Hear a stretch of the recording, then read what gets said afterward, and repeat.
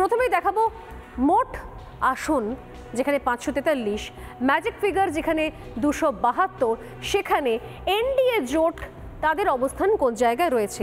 আমি আসবো একবার শুরুতে, যেদিকে নজর রাখছিলাম আমি, মোট আসন হচ্ছে 543, ম্যাজিক ফিগার 272, এবং এই ম্যাজিক ফিগারের আশপাশে এনডিএ জোট ছিল 272, এনডিএ জোট পেয়ে গেছে। কিন্তু ঘটনা হচ্ছে যে বিজেপি কোন জায়গায় দাঁড়িয়ে আছে। বিজেপি একা রয়েছে 240, অর্থাৎ বিজেপি এককভাবে পিছিয়ে রয়েছে 32টা আসনে। 32 কোন জায়গায় সমীকরণ চেঞ্জ হতে পারে, পরবর্তী প্লেট দেখাতে বলবো। এনডিএর মোট আসন হচ্ছে 293, সেই জায়গা থেকে দাঁড়িয়ে যারা বললাম যারা শরিক, যাদের উপর নির্ভরতা বাড়ছে, TDP 16, JDU 12, JDS 2, JSP 2, RLD 2, NCP 1, HM 1, মিলে হচ্ছে 293। এই জায়গা থেকে দাঁড়িয়ে অঙ্ক খুব স্পষ্ট। সবচেয়ে বেশি নির্ভরতা যে দুজনের ওপরে, অর্থাৎ যারা এই মুহূর্তে চূড়ান্ত বার্গেনিং করছেন, মন্ত্রক নিয়ে হোক বা অন্যান্য তাদের দাবি দেওয়া রয়েছে স্পিকার পদ থেকে শুরু করে আরও অনেক কিছু, সেগুলো থাকবে।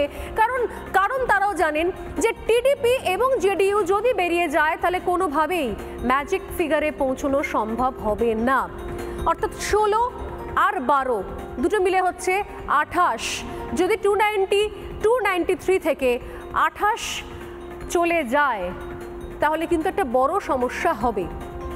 এর পাশাপাশি এই মুহূর্তে দাঁড়িয়ে যে 293 আমি সমীকরণ দেখিয়েছিলাম, সেই সমীকরণটি ইতিমধ্যে গত 24 ঘন্টায় বেড়ে গেছে। অর্থাৎ এনডিএ জোট এই মুহূর্তে 293-তে নেই। আর 293 প্লাস 7 জন নির্দল সাংসদ যোগদান করেছে এই এনডিএ জোটে, এবং নির্দলের সমর্থনে এই মুহূর্তে কিন্তু লোকসভা ভোটের রেজাল্টটাও চেঞ্জ হয়ে গেছে। এই দেখুন 300 হয়ে গিয়েছে, 300 হয়ে গেছে। অর্থাৎ ম্যাজিক ফিগার ছিল 272, আগে ছিল হচ্ছে 293 এনডিএ জোট, যেখানে এই টিডিপি এবং জেডিইউ একটা গুরুত্বপূর্ণ ভূমিকা পালন করেছিল। কিন্তু এবার যে ইঙ্গিত কোথাও অখিলেশ যাদব দিচ্ছেন, যদি ভেঙে চুরে বেরিয়ে আসে নীতিশ কুমার এবং চন্দ্রবাবু নাইডু, তাহলে বেরোবে কত? 28 বেরোবে। তাহলে 300 থেকে যদি 28 বাদ দিই, আমি ধরে নিলাম দুজন বেরিয়ে গেল হাত ছেড়ে, তাহলেও সংখ্যাটা পৌঁছচ্ছে কততে? টায় 272।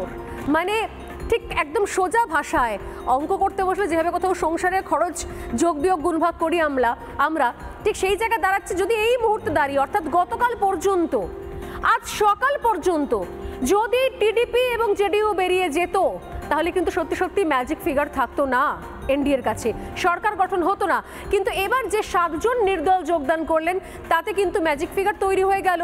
যদি টিডিপি আর জেডিইউ বেরিয়ে যায়, অর্থাৎ টিডিপি আর জেডিইউ এখন সেই জায়গায় রয়েছে যে বার্গেনিং জায়গা থেকে তারা শুরু করেছিল, যে তারা ইন্ডিসপেন্সিবল আমরা যেটা বলি, অর্থাৎ অপরিহার্য, সেই জায়গা থেকে কিন্তু এবার একটু হলেও খেলা ঘুরেছে। আমি এই জায়গা থেকে আসবো আমাদের আলোচনায়, তবে তার পাশাপাশি একবার ইন্ডিয়া অ্যালায়েন্স, জোট ইন্ডিয়া, তার সমীকরণ অঙ্ক কোন জায়গায় দাঁড়িয়েছে একবার ছোট্ট করে দেখে নিতে আমাদের আলোচনা করতে সুবিধা হবে। আমি টিমকে বলবো ইন্ডিয়া অ্যালায়েন্সের ছবিটা দেখাতে। ইন্ডিয়া অ্যালায়েন্স এই মুহূর্তে কোন জায়গায় রয়েছে? আমরা জানি ম্যাজিক ফিগার 272, বারবার রিপিট করছি। আর ইন্ডি জোট এই মুহূর্তে কোন জায়গায় রয়েছে আমরা প্লে করতে বলবো আমার টিমকে। ইন্ডি জোটের মধ্যে ইন্ডি জোট তো 233-এ রয়েছে। যদি আমি শুরু করি কংগ্রেস দিয়ে, তাহলে কংগ্রেস রয়েছে 99, এককভাবে কংগ্রেস 99-তে রয়েছে। 272 থেকে 99 গেলে 173, হিউজ গ্যাপ। কিন্তু কংগ্রেস তো একা জোট তৈরি করার স্বপ্নই দেখছে না, কংগ্রেস স্বপ্ন দেখছে ইন্ডি জোটকে সঙ্গে নিয়ে। সেক্ষেত্রে ইন্ডি জোট এই মুহূর্তে কোন জায়গায় দাঁড়িয়ে আছে? ইন্ডি জোট দাঁড়িয়ে আছে 232-এ, 232 দাঁড়িয়ে আছে ইন্ডি জোট, যার মধ্যে সব থেকে শক্তিশালী যে পিলারগুলো যদি আমরা বলি, তার মধ্যে নিঃসন্দেহে রয়েছে এসপি 37, টিএমসি 29, আরএলডি 4। এছাড়া অন্যান্য রাজনৈতিক দল রয়েছে, কিন্তু সব থেকে শক্তিশালী জায়গায় মূলত এই 3 জন দাঁড়িয়ে আছে। নিঃসন্দেহে এসপি এবং টিএমসি তো বটেই। এই জায়গাতে দাঁড়িয়ে যদি ধরে নিই অখিলেশ যাদবের সঙ্গে যেরকম বৈঠক চলছে, যেটা খুব ইতিমধ্যেই তারা ইঙ্গিত করছেন যে যোগ বিয়োগ গুণভাগ চলতে পারে, যদি সেটা হয় তাহলেও কতখানি গ্যাপ তাদেরকে মেটাতে হবে, কভার করতে হবে।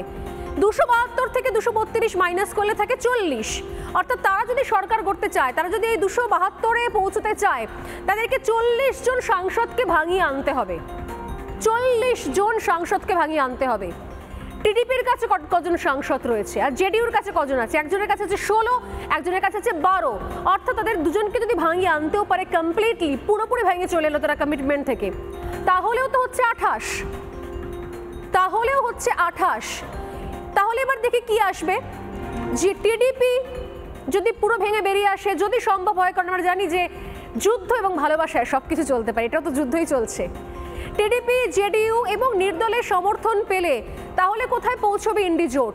তাহলে হচ্ছে 232 প্লাস 16 প্লাস 12 প্লাস 11। 11 কেন? কারণ 7 জন ইতিমধ্যেই যোগ দিয়ে দিয়েছে এনডিএতে, যেটা আমি কিছুক্ষণ আগেই বললাম, আজকের খবর। অতএব আদার্সে ছিল 18 জন, তার মধ্যে 7 জন যোগ দিয়েছে এনডিএতে, বাকি রইল 11 জন। যদি 11 জনকেই ভাঙাতে সক্ষম হয় ইন্ডি জোটের নেতারা, তাহলেও তারা পৌঁছচ্ছে 271, অর্থাৎ এক কম। এই জায়গা থেকে দাঁড়িয়ে যদি তাদের সরকার গড়তে হয়, তাহলে কি করতে হয়? তাহলে একমাত্র উপায় রয়েছে, বিজেপির যে সাংসদ, সেই সাংসদ যদি 2-3 জন ভেঙে বেরিয়ে আসে, যারা আর একসঙ্গে থাকতে রাজি নয়, তারা যদি কোনোভাবে দলবদল করতে পারে, তাহলে একটা চান্স আছে। যদিও সেক্ষেত্রে তারা ভোটাভুটিতে অংশগ্রহণ করতে পারবেন না, এবং সেক্ষেত্রে সংখ্যা না বাড়লেও বিজেপি দুর্বল হয়ে যাবে, সেক্ষেত্রে আরও একটা অস্থিরতা তৈরি হবে।